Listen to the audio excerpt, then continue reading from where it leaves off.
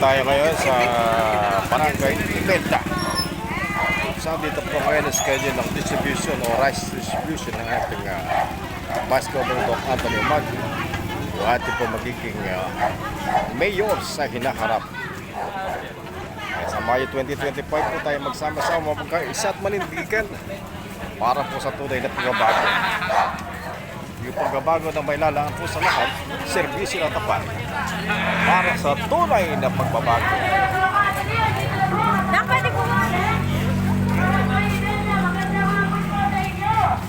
Kita naman po yung mga, ito po lahat na nakasama na ito ay mga volunteer ha. Volunteer, ibig sabihin po ito, kung sa loob na sumasama sa ganito mga house o rice distribution ng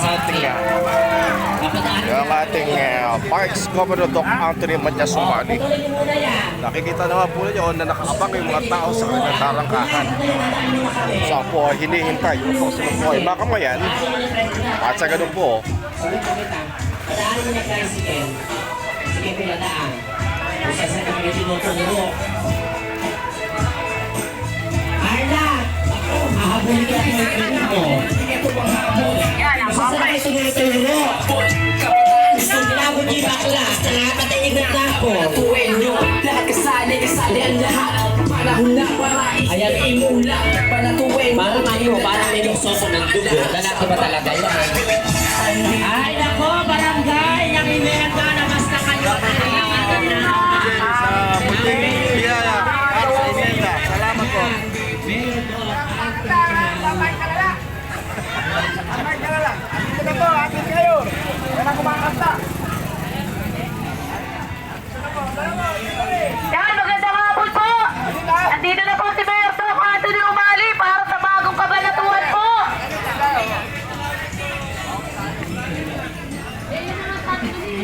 Ano po nabanggit natin? Ano kanina po kita niyo po, takabang na po yung ating mga kababayan, yung ating mga kalusos.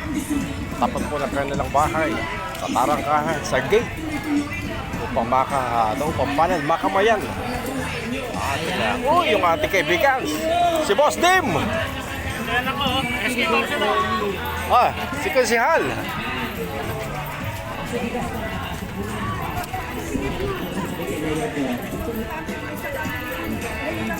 Yan, magandang araw po. Dito na po si Mayor Doc Anthony Umali. Kaya tuloy-tuloy po nagsasama-sama po, nagkakaisa para po sa tunay na pagbabago ang ating pong mga kalunsod.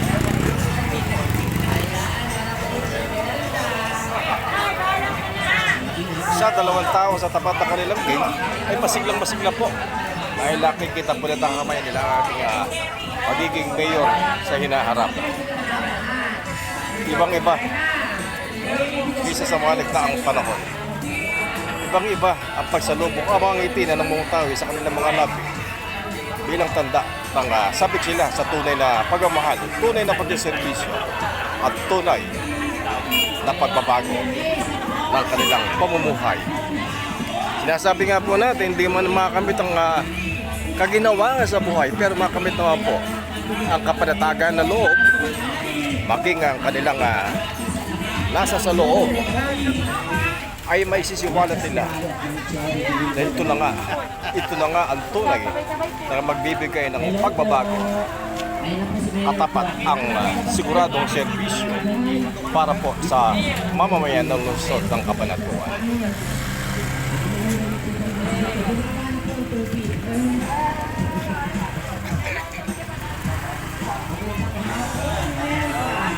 Hey!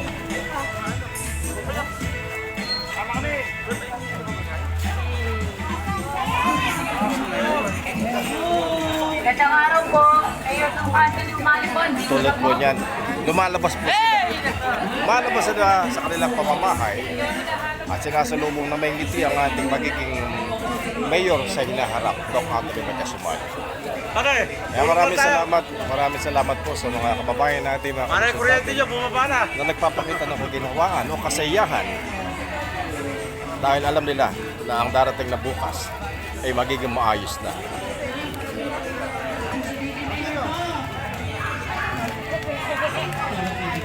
At pamaya-maya po maglalive po tayo sa tulong po ng ating barangay captain ng Kapitan ng Alagang Mali, Cap Ayo Vallejo. Nandito na upang mabigyan natin ng pagkakataon na maisa publiko itong oras na ito dito sa barangay Imelda.